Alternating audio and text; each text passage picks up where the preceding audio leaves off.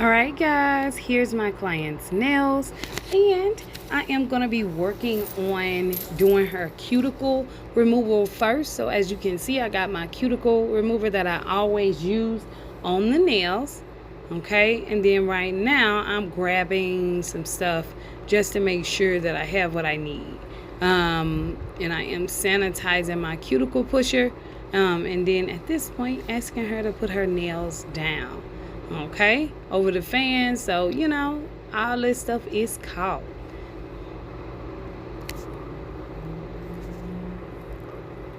All right, now I am going to be putting on my gloves, making sure that I protect my hands and my client's hands, you know, and plus I got these on sale, y'all. I know I had to show them off. I feel like it is important to make sure that we take care of the cuticles to make sure that the nails last as long as possible. All right, and then here you'll see me pushing back the cuticle. I'm not being rough, and the reason being is to make sure that the client feel comfortable and I don't mess up her nail bed. All right, I found that to be true on a couple videos that I have been watching, and I'm gonna just go with each finger and I'll be back.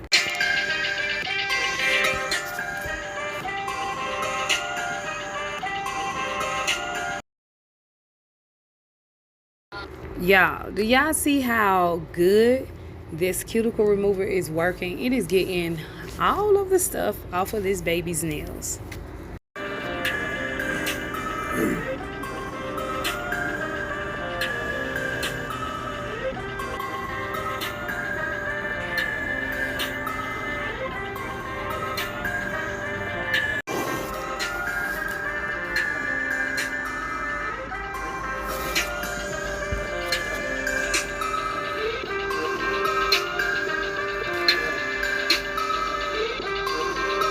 All right, y'all, funny story. I know y'all see this Model 1 nail polish set.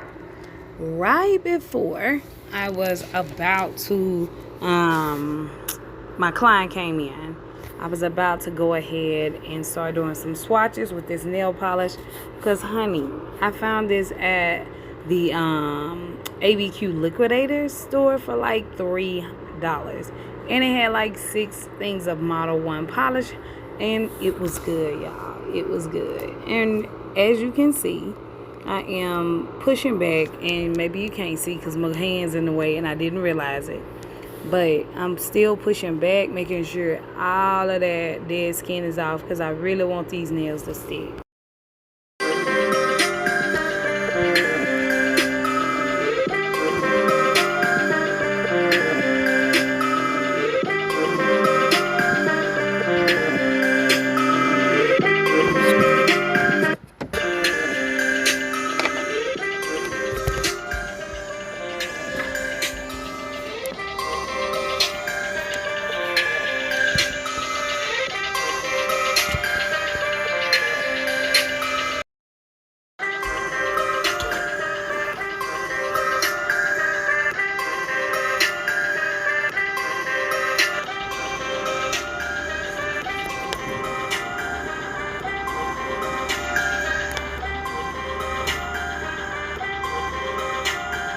On this finger, you can see a little bit more of what I'm doing. I'm taking the back of that cuticle pusher, and it also has it's also like a scraper function as well.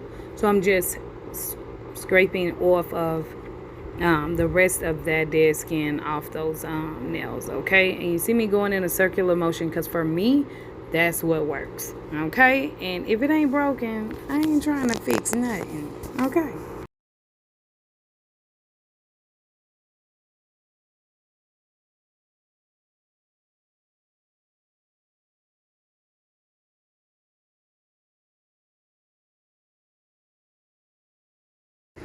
Right here, guys, I am getting my water spray so my client does not have to get up. So all I gotta do is spray off all that extra dust so it doesn't mess up the nail design. I am wiping off the nails with a piece of paper towel at this point, and the reason being is because, you know, I really want these nails dry. When I start putting in all the other stuff that I need to put on there, like the primer and the dehydrator.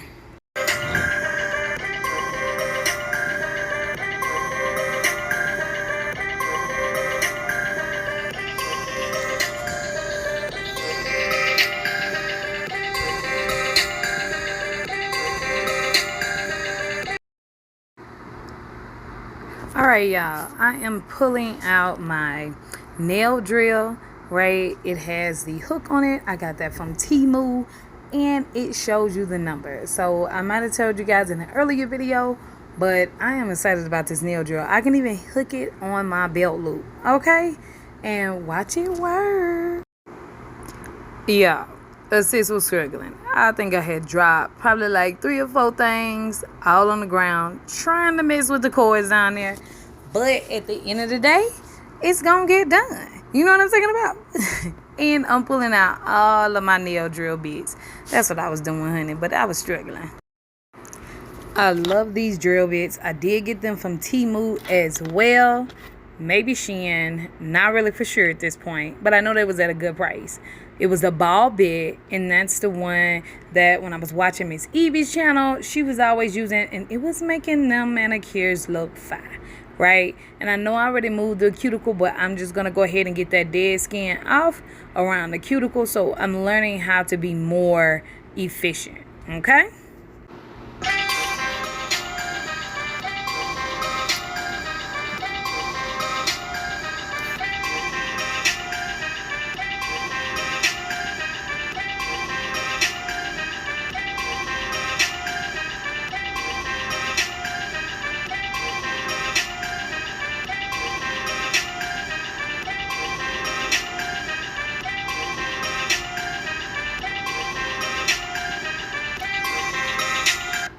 On here, you can see me going around the cuticle in a circular motion. And then I go press reverse and forward on that nail drill when I go backwards, okay? It just helps get every piece of that dead skin that's around those cuticles. And you'll see at the end, it paid off.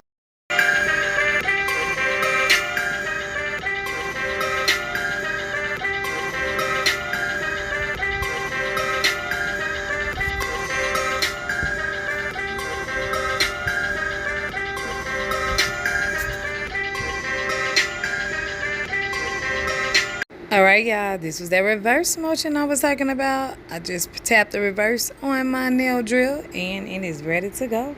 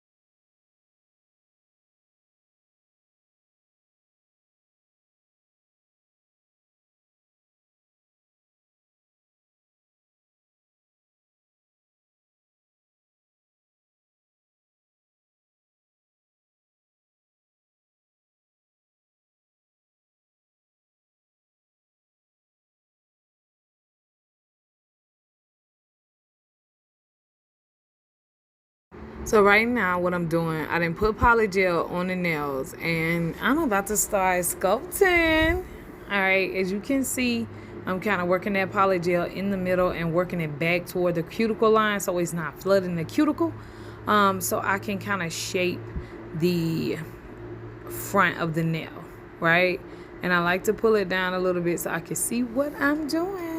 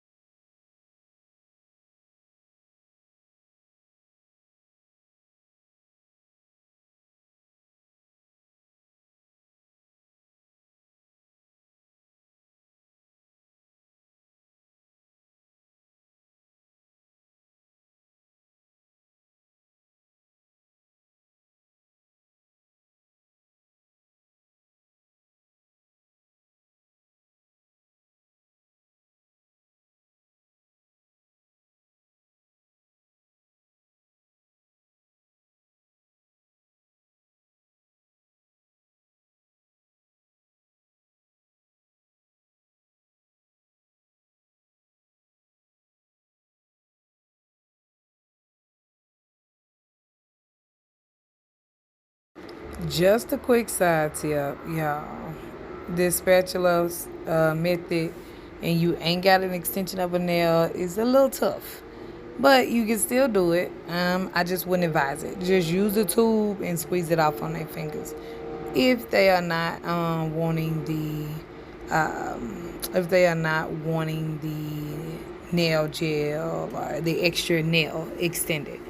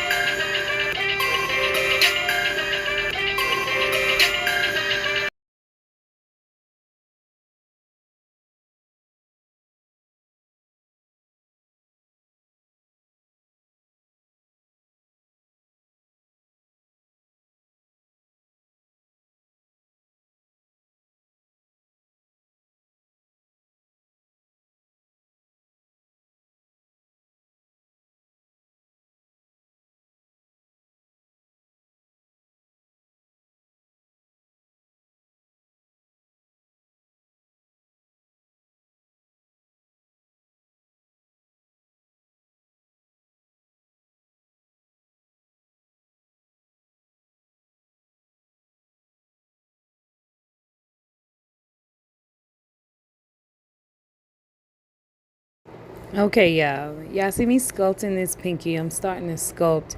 And earlier you saw me use the end of my spatula to go ahead and make sure that we got this the correct amount of polygel. I'm brushing it back. As you can see, it kind of smooths out that polygel, and it makes the application a lot smoother and less filing.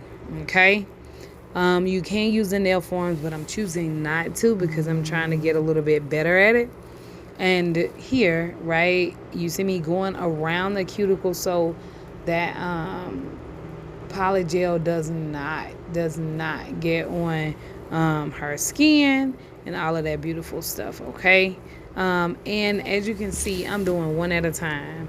As you guys seen in my previous videos, depending on the consistency of the polygel, you do not want to have too much polygel on all of these fingers, especially when you're sculpting it, right? Because if you touch it, if it gets sticky, anything of that nature, right, you gon' touch it and you gonna have to resculpt it. So don't be wasting your time. Make sure you sculpt it, and then you'll see me.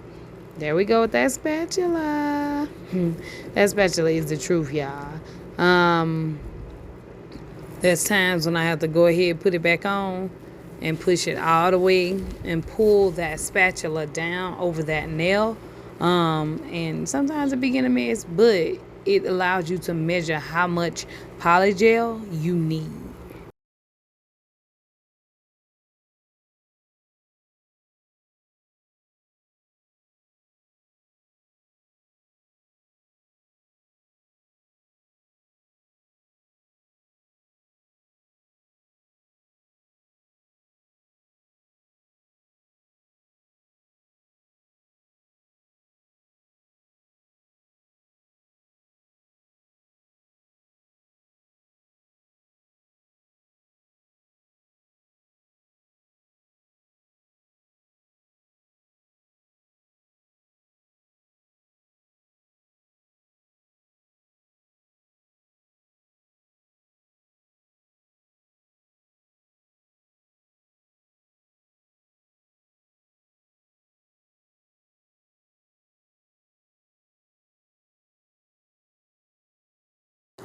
All right, y'all.